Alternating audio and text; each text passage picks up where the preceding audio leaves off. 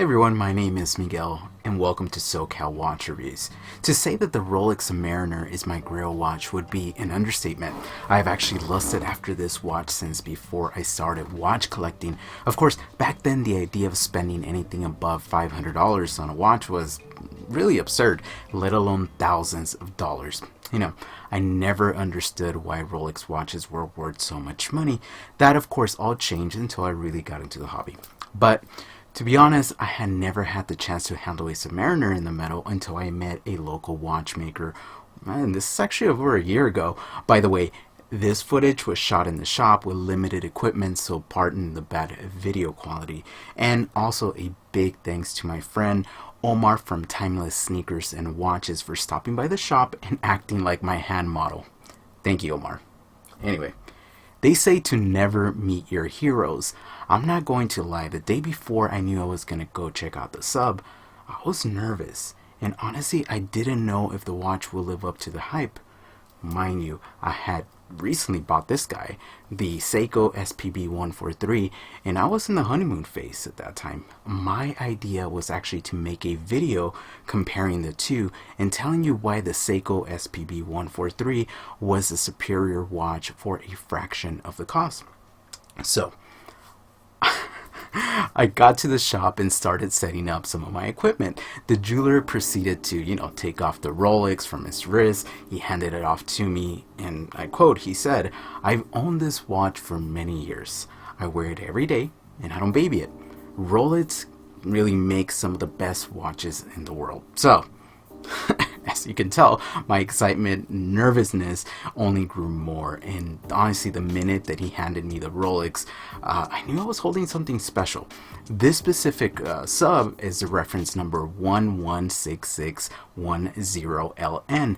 This was actually the model that first introduced the ceramic bezel or the Serichrome inserts, and arguably this represents the most significant update to the collection from the last several decades. The production for this specific reference ran from 2010 to 2020, and the case measures 40 millimeters, is constructed of 904L oyster steel, has a water resistance of 300 meters, it features the almighty Cyclops to magnify the date, and of course it has plenty of chromalite. The movement, of course, is the legendary self-winding caliber 3135. It was first introduced during the late 1980s, and the caliber 3135 is widely considered to be one of the best mass-produced mechanical movements ever created. Now, clearly those are some really impressive specs, but hey, this watch is selling for between $10,000 to $13,000 pre-owned. It better be the most impressive watch I've ever handled. So was it? Well, let's circle back to that question. Okay, so there I was, trying to make sure both watches look clean for the camera, and I wasn't really interacting with the sub much. Not to mention, this shop was busy. Clients kept coming in, coming out, kind of checking out what I was doing. It was a bit distracting to say the least. So the Rolex from the looks department was impressive. In fact, very impressive. However, I thought to myself, you know what, Miguel? When will you ever have another opportunity to handle another sub? I mean, it's been years, and this is the first time I've seen one in the metal. So I took a bit of time off from, filming the watch to interact with the actual watch. And that's when it really hit me. This is not just a watch. It's the watch that many watch brands try to emulate. In fact, this is the most replicated model in the world. So once I gave that bezel a spin, I knew nothing else compared to the crispiness and precision-like feel. The clasp was amazing, especially that glide lock system. And let me tell you, winding that movement was very, very different than any other watch I've ever had the opportunity to interact with. So you're probably wondering, so what about the Seiko SPB143? How does it stack up to the Rolex? Is it better? Well, it's complicated. You see, comparing these two is not comparing apples to apples. Sure, they're both dive watches and they're both from iconic brands, but they're both amazing in their own right.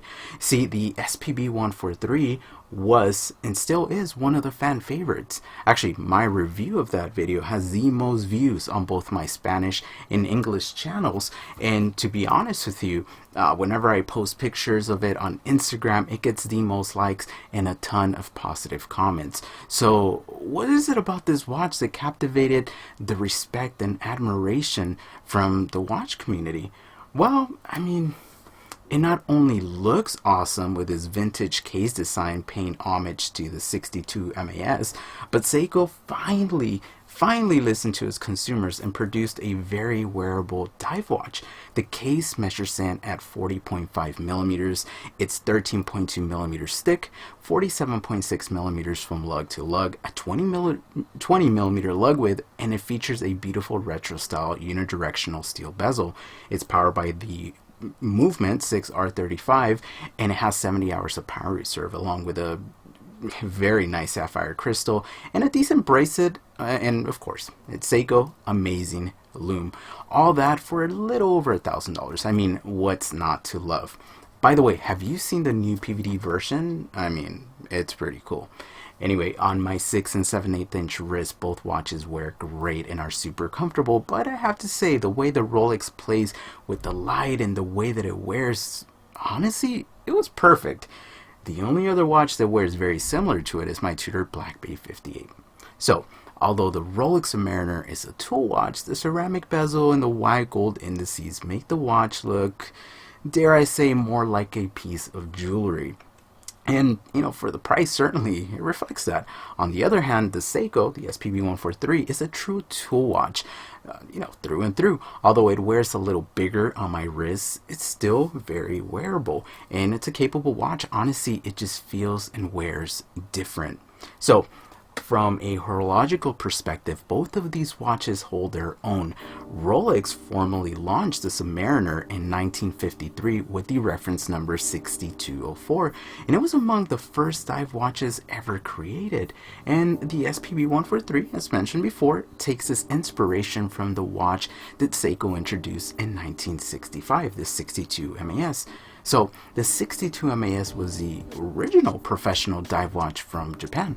So whether you're a watch collector that's been doing this for many years or you're new to the hobby, both Rolex and Seiko are among the two most recognizable and revered watch brands of all time. So if I had to choose one watch, I of course would choose a Rolex Submariner.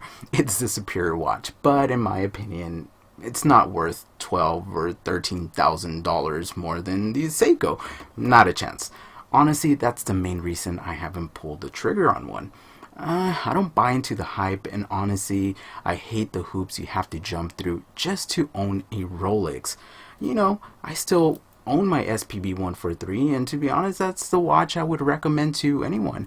If you had the opportunity to buy one diver from Seiko, this would be it. I mean, it's versatile, it's reliable, and guess what? You can actually buy them at the retail price.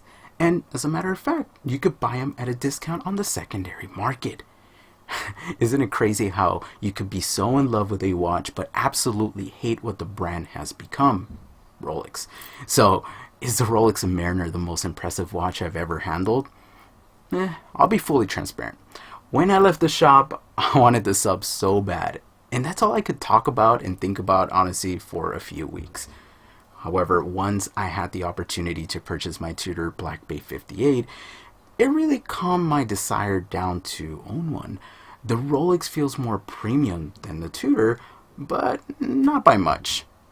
You know, if I ever have the opportunity to acquire a sub at a reasonable price, I definitely would.